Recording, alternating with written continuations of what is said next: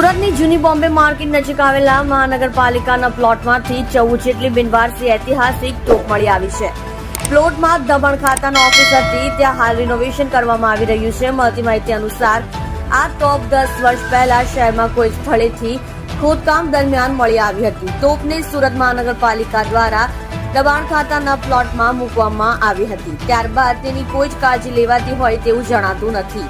ત્યારે હાલ ફરી ઓફિસના રિનોવેશનના કામમાં ખોદકામ દરમિયાન તોપ મળી આવતા કુતૂહલ સર્જાયું. તમે જોઈ રહ્યા છો live India Today news channel. Reporter મનોજભાઈ સાથે કેમેરામેન રમેશભાઈ જયસ્વાલની સાથે.